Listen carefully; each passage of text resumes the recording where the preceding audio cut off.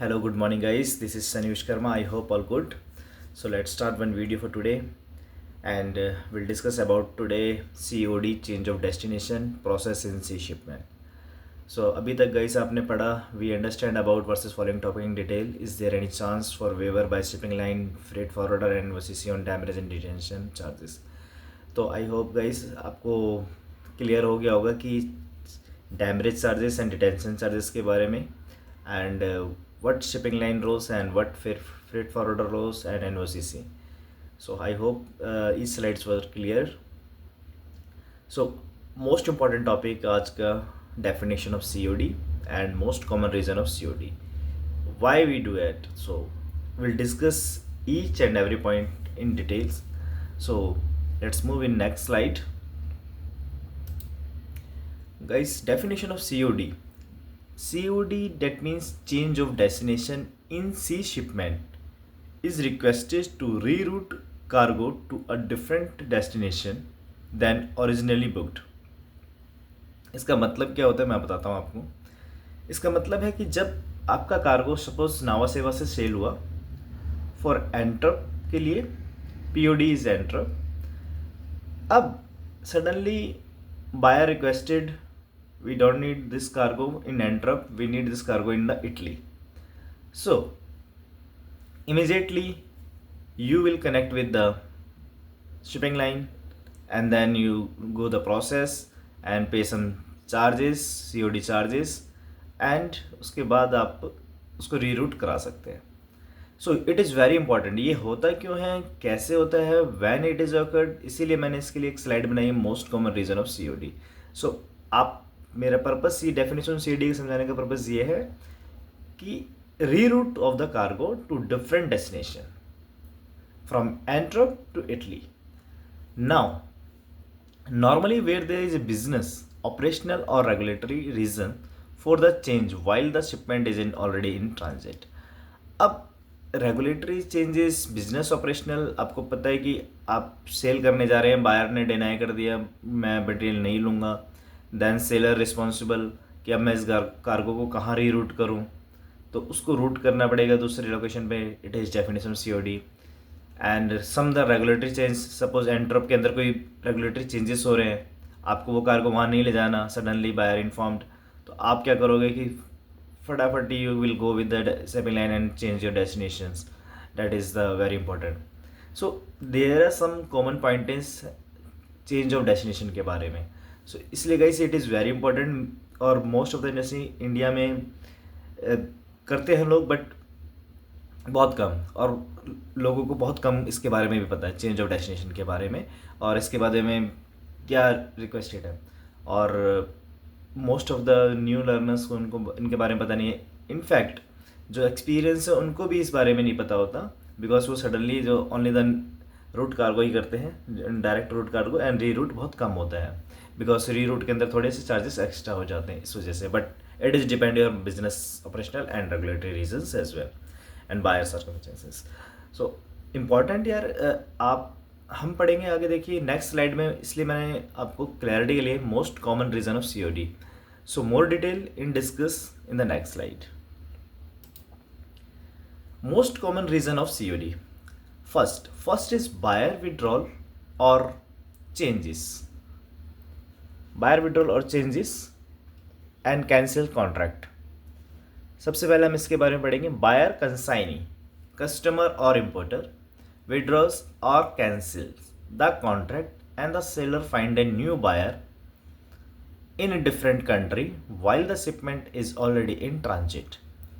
So first के लिए हम ये पढ़ते हैं कि बायर और सेलर, इट मीन्स अगर आपने जिसको मटेरियल सेल करने के लिए जा रहे हो उसने आपका कॉन्ट्रैक्ट कैंसिल कर दिया विदाउट एनी रीज़न, हो सकता है वो बैंकरप्ट हो गया हो, या हो सकता है उस कोई प्रॉब्लम हो, फाइनेंशियली इशूज हो, इसलिए उसने क्या किया, आपका कॉन्ट्रैक्ट कैंसिल कर दिया when the vessel is in transit. Then immediately seller, what seller will do.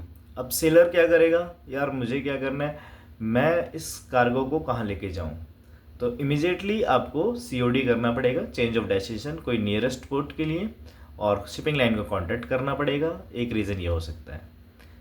Second reason, delivery preference changes. So delivery preference change क्या होता है? बायर कंसाइनिंग कस्टमर और importer wants the cargo deliver to a different location. जैसे कि मैंने आपको बताया कि आपने अपने कस्टमर को शिप किया कार्गो फॉर एंट्रप के लिए, और अब बायर चाहता है मुझे ये कार्गो एंट्रप में नहीं चाहिए, मुझे चाहिए कार्गो चाहिए इटली के लिए.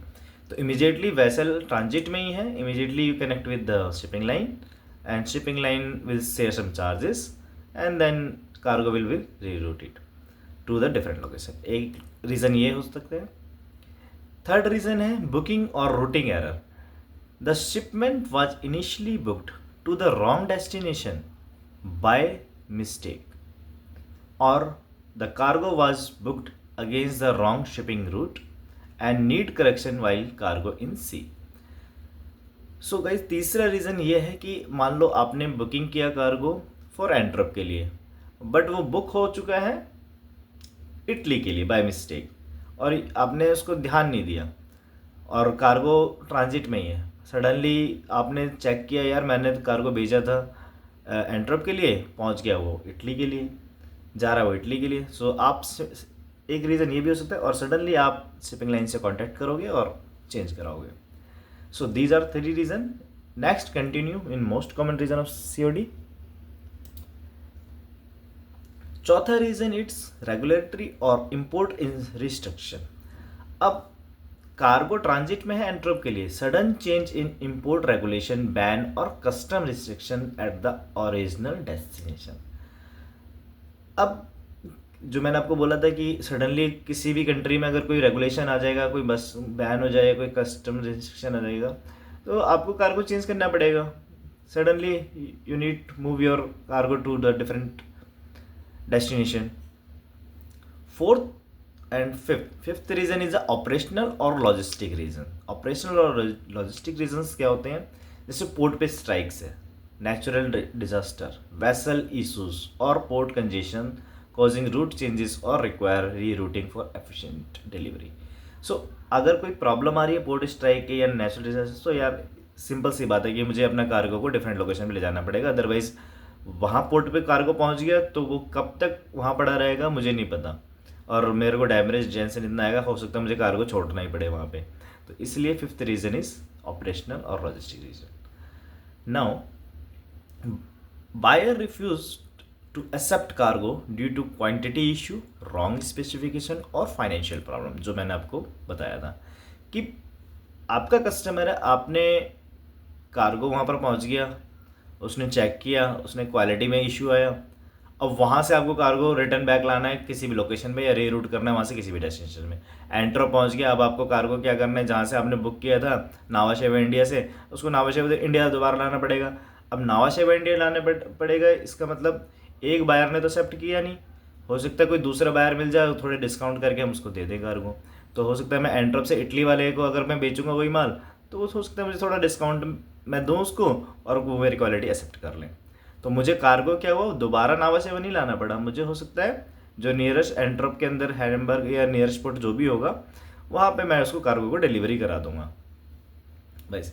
सो ये आर द कॉमन पॉइंट्स. तो 6 are the most common point जो मैंने आपको बताया और समझाया. So these above reason reflect the dynamic and complex nature of international shipping where flexibility is critical to manage commercial and regulatory and operational. So guys, ये most common terms होती हैं, reasons होते हैं COD के लिए, और ये आपको आपके इंटरव्यू में आपको बहुत अच्छे से बताना पड़ेगा, या कोई पूछता है तो उसको समझाना पड़ेगा, तो आपका boss and your interview also happy कि यार इस बंदे को सब कुछ पता है. तो गाइस, ये पॉइंट्स हैं, ऐसे पॉइंट्स आपको आगे देखने को मिलेंगे.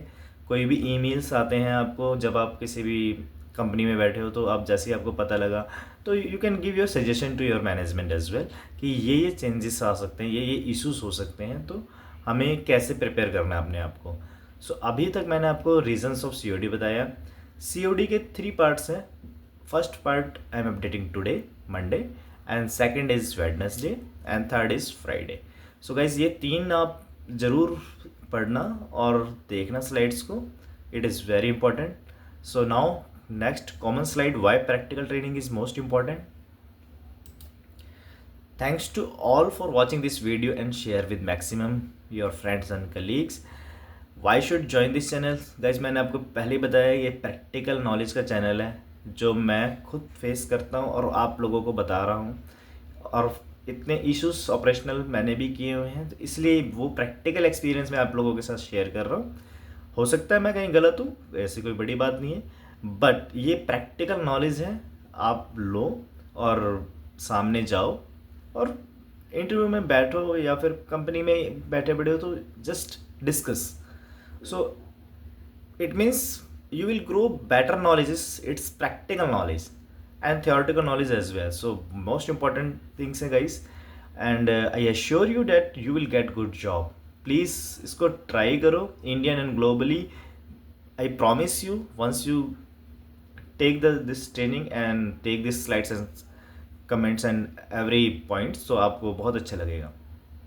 And please guys, your one like and subscribe will provide next level knowledge, is most important than money and free of cost only. So guys, hopefully please subscribe my YouTube ID, YouTube channels, and Gmail, any comments, any, so you can comment also. Thanks guys for watching this video. Bye and take care.